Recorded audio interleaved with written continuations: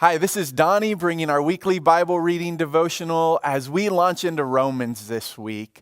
So much great stuff coming in Romans. You're going to notice this week, though, to get to the great stuff, there's a lot of darkness to get through first. Paul, in these first 3 chapters of Romans, really lays out the bleak side of human condition, the darkness of our sin, as he leads us to the good news of the gospel.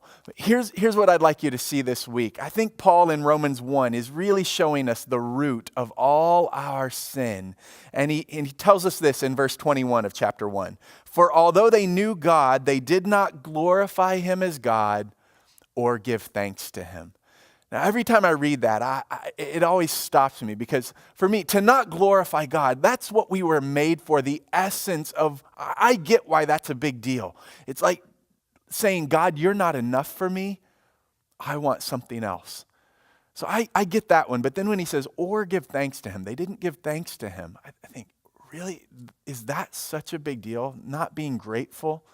Well, for Paul, those two things are very closely linked, because if you think about ingratitude, the essence of it is saying, God, you're not good to me. You haven't taken care of me. You've not provided for me. You're not enough for me. If only I had this, I'd be happy. If only things were different, if only you would do this or do that, then I would be happy. That's the heart of ingratitude. It's a heart that fails to trust God. And you think about Adam and Eve in the garden, where God provided every tree for them except one. And what's the one thing they became convinced they had to have? That one tree. How often do we do that in our lives? I know I do that. My focus can so often be on what I don't have, and I miss the goodness of God and his kindness and his blessing to me. Paul says that is the root out of which all other sins flow, and we're all infected with it. But in Jesus, God is restoring us to a place of trust and a place of seeing the goodness of God.